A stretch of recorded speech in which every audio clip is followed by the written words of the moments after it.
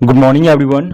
आज है 16 नवंबर और आज की इस वीडियो में हम 16 नवंबर से रिलेटेड करंट अफेयर्स के जितने भी इंपॉर्टेंट क्वेश्चन बन सकते हैं वो सारे के सारे इस वीडियो में डिस्कस करेंगे। हर एक क्वेश्चन को मैं आपको पूरे डिटेल में समझाने की कोशिश करूंगा।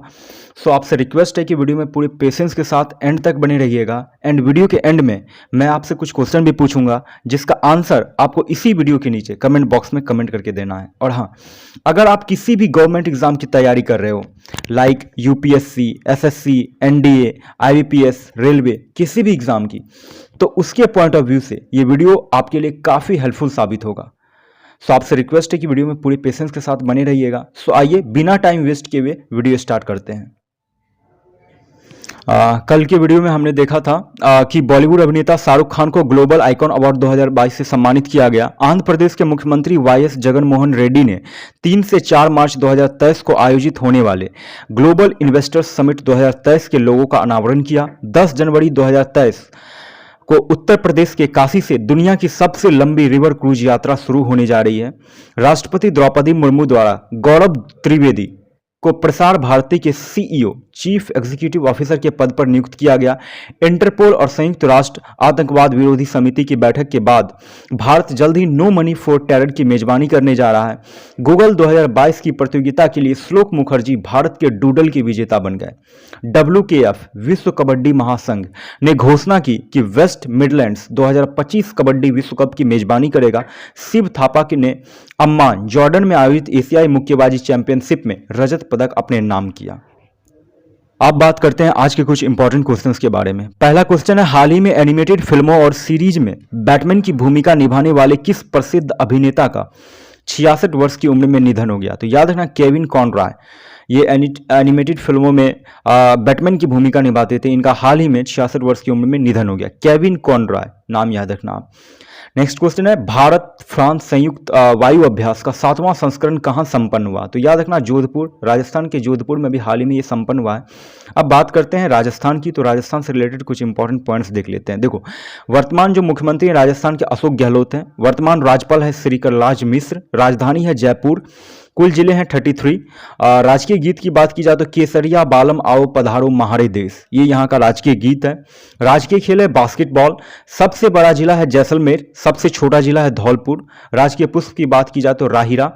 अगर पुरुष साक्षरता की बात की जाए तो 79.19% है और महिला साक्षरता 52.12%। सबसे अधिक साक्षरता वाला जिला की बात की जाए तो ऑब्वियसली कोटा है।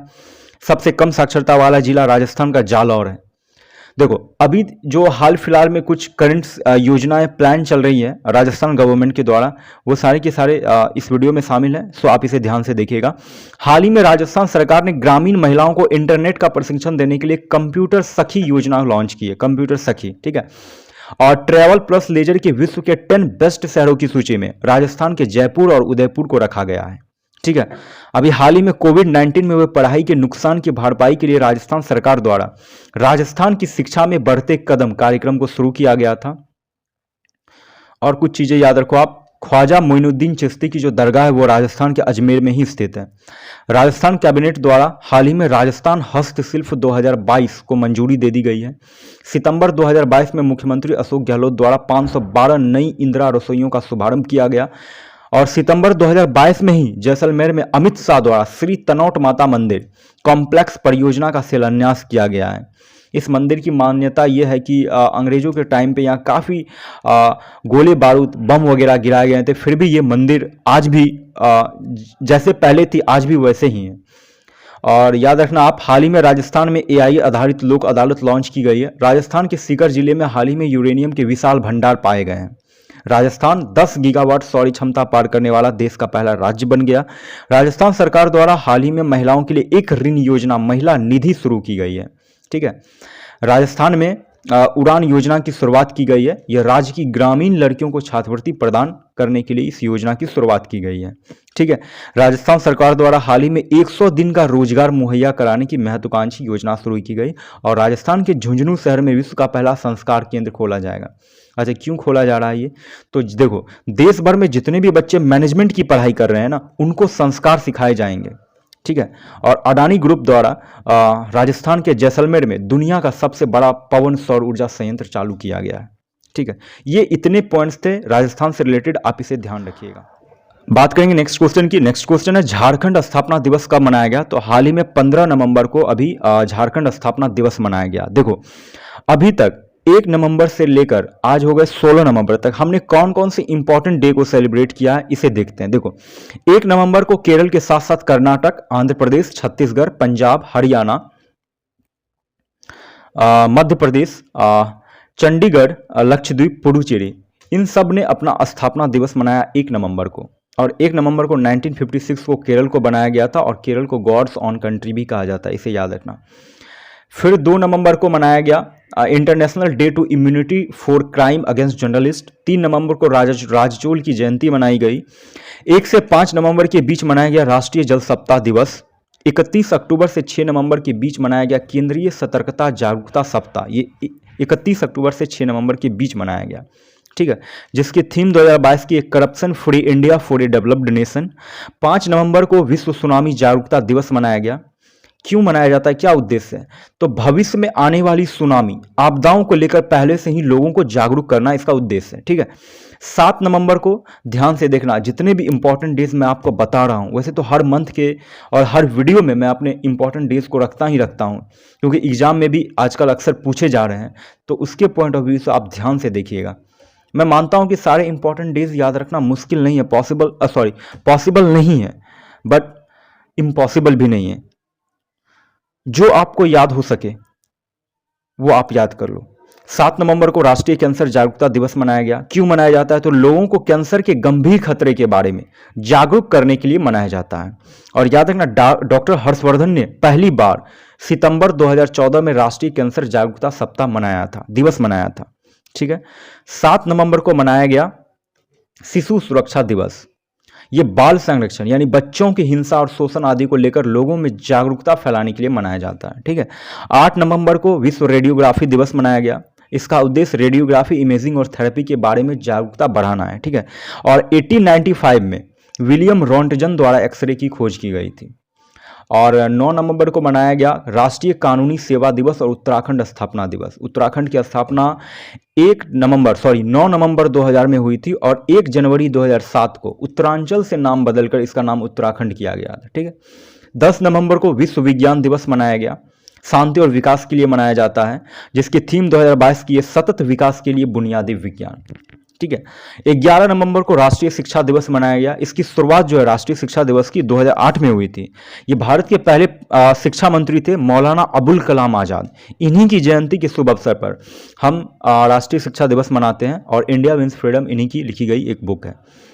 12 नवंबर को विश्व निमोनिया दिवस मनाया गया। इसकी शुरुआत 12 नवंबर 2009 को हुई थी, याद रखना। और ये निमोनिया रोग से निपटने तथा लोगों में जागरूकता फैलाने के लिए मनाया जाता है और थीम 2022 की है निमोनिया को रोकने के लिए चैंपियंस की लड़ाई। 13 नवंबर को विश्व दयालुता दिवस मनाया गया। थीम 2022 की है जब भी संभव हो दयालु बने। इसकी शुरुआत 2009 में सिंगापुर में हुई थी, विश्व दयालु दिवस की शुरुआत, ठीक है।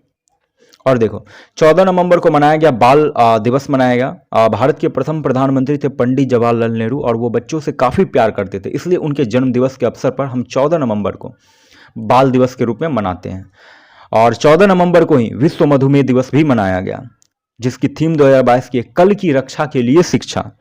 और 1991 में याद रखना अंतर्राष्ट्रीय मधुमेह संघ और WHO वर्ल्ड हेल्थ ऑर्गेनाइजेशन द्वारा इस दिन को घोषित किया गया था, जिसका उद्देश्य मधुमेह के प्रति लोगों को अपनी जीवन शैली में बदलाव करने के लिए प्रोत्साहित करना है और इस बीमारी के बारे में जागरूकता फैलाना है। और 15 नवंबर को याद रखना झारखंड स्थापना दिवस मनाया गया और 15 नवंबर 2000 को ही बिहार से अलग होकर एक नया राज्य झारखंड बनाया गया था। सो इतनी चीज़ें आप याद रखिएगा। अब बात करेंगे नेक्स्ट क्वेश्चन की। नेक्स्ट क्वेश्चन है नो मनी फॉर टेरर सम्मेलन की मेजबानी कौन सा देश करने जा रहा है? तो याद रखना भारत करने जा रहा है। नई दिल्ली में इंटरपोल और संयुक्त राष्ट्र आतंकवादी विरोधी समिति की बैठक हाल ही में कुछ दिन पहले हुई है। अब भारत जो है नो मनी फॉर टेरर सम्मेलन की मेजबानी जल्द ही करने जा रहा है।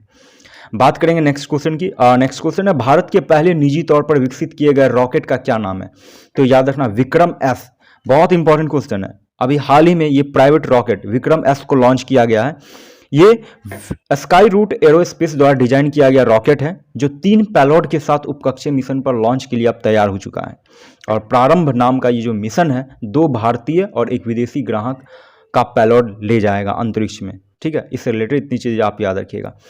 बात करेंगे नेक्स्ट क्वेश्चन की। नेक्स्ट क्वेश्चन है, किस राज्य सरकार ने Indian council for cultural relation ICCR के साथ समझौता किया? तो हाल ही में बिहार सरकार ने किया है।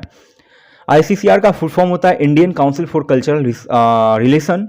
हेडक्वार्टर है आज़ाद भवन न्यू दिल्ली और फाउंडर थे इसके अबुल कलाम आज़ाद, मौलाना अबुल कलाम आज़ाद। जैसा कि अभी हमने देखा उन्हीं की जन्म जयंती के रूप में मौलाना अबुल कलाम भारत के पहले शिक्षा मंत्री थे। ठीक है, बात करेंगे नेक्स्ट क्वेश्चन की।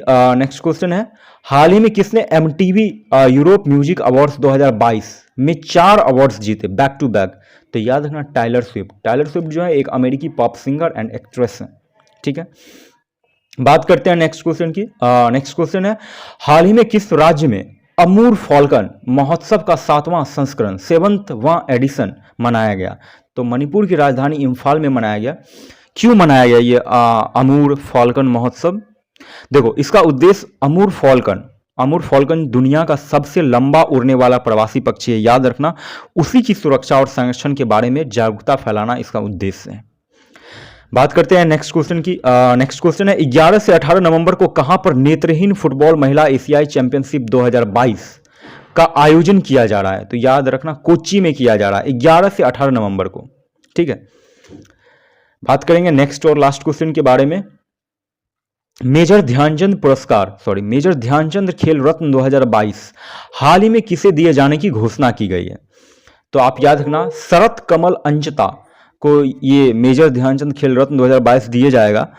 अब बात करते हैं कि अर्जुन पुरस्कार किनको किनको अभी तक मिल चुका है 2022 में। देखो, सीमा पुनिया को ध्यान से देखना, बहुत इंपॉर्टेंट है किसी भी एग्जाम के पॉइंट ऑफ व्यू से। देखो, सीमा पुनिया को एथलेटिक्स में मिल चुका है, लक्ष्य सेन को बैडमिंटन के लिए दिया जाएगा, सुशीला देवी को जूडो में मिला, R प्रज्ञानंद को शतरंज के लिए, HS प्रणय को बैडमिंटन के लिए दिया जाएगा, अविनाश मुकुंद सांवले को एथलेटिक्स के लिए, अल्डोस पाल को एथलेटिक्स के लिए और निखिल जरीन को बॉक्सिंग के लिए। ये हुई अर्जुन पुरस्कार की बात।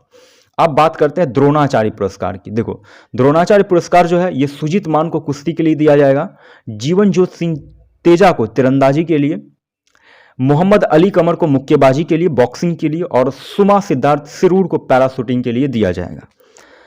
अब आज का आप लोगों का क्वेश्चन ऑफ द डे है।